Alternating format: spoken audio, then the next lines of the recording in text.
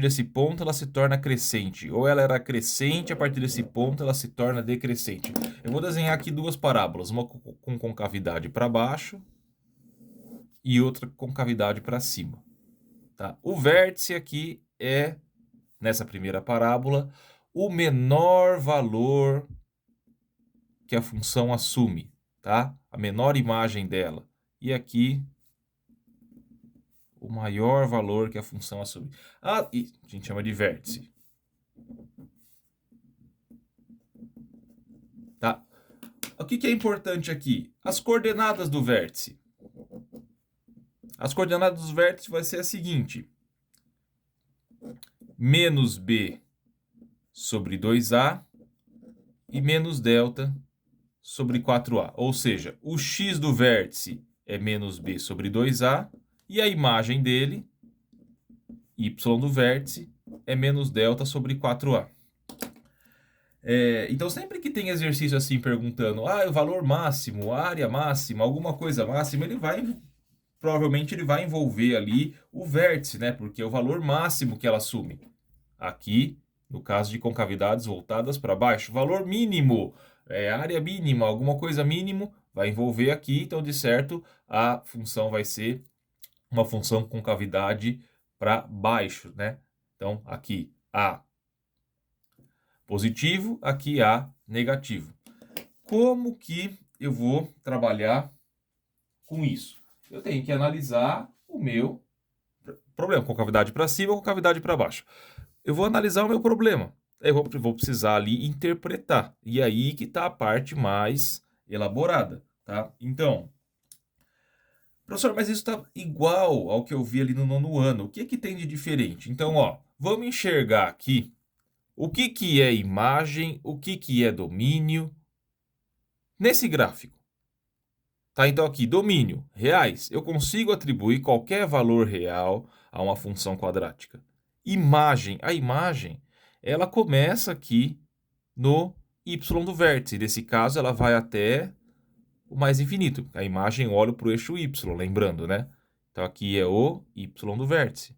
E nesse caso aqui, a imagem começa aqui também no y do vértice, mas ela vai até menos infinito. Então, parábolas com concavidade para cima tem... Então, assim, se o a for maior que zero, a imagem da função vai ser o seguinte: do y do vértice até o mais infinito.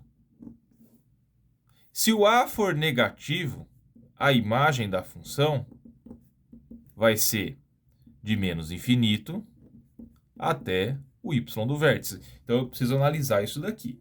Bom, como que eu vou fazer, então, professor, para construir um gráfico de maneira completinha, da melhor maneira possível? Vamos pegar o mesmo gráfico que a gente fez ali no vídeo anterior, que era f de x igual a x ao quadrado, era menos 2x, né?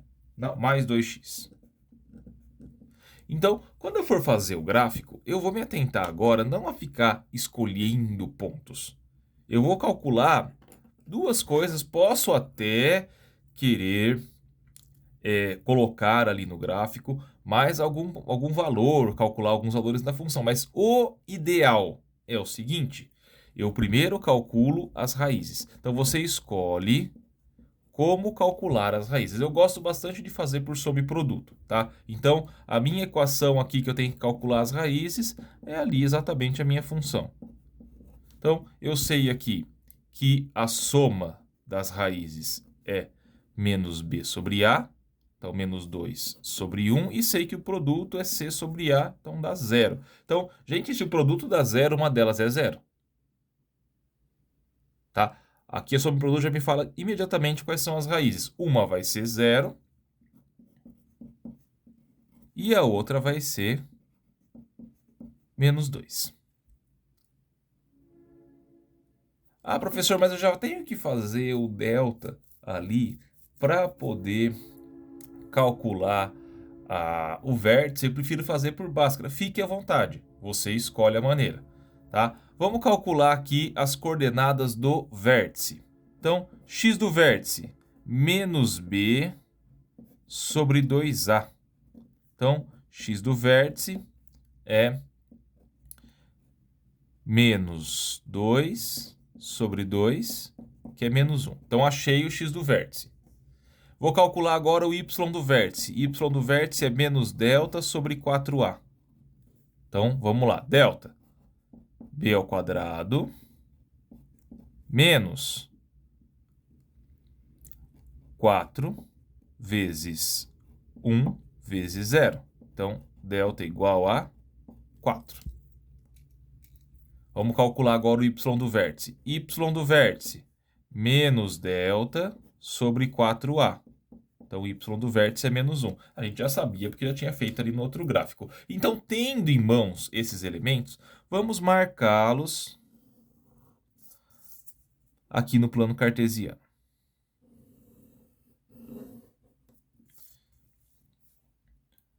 Então, aqui está os zeros, ó, raízes. 0, 0, que é o 0, e a outra raiz, x vale menos 2, y vale 0. Então, eu sei quais são as duas raízes. Tá? Vértice, menos 1 e menos 1. Tá aqui o vértice. Eu sei, se eu quero só um esboço do gráfico, tá aqui, gente, ó. Ah, eu preciso de mais alguma informação. O que está faltando? Gente, como que eu vejo também qual que é o ponto que ela corta aqui, que ela intercepta o eixo Y? Esse ponto aqui é o C. E nesse caso aqui o C era 0. Já estava dado de graça ali algumas coisas. Mas quando eu olho para a parábola, eu vejo esses elementos. E eu consigo enxergar, eu devo conseguir enxergar como que é o valor de A, qual que é o valor de C, às vezes não exatamente, é pelo menos o sinal. Tá? Como que é o sinal do B? Então, quando eu olho para a parábola, são essas coisas que eu devo me atentar. Então, diferentemente do que eu vi ali no 9º ano, de só trabalhar com continhas ali, às vezes até fazer um gráfico, eu tenho toda uma interpretação. Então, lembrando, conjunto imagem.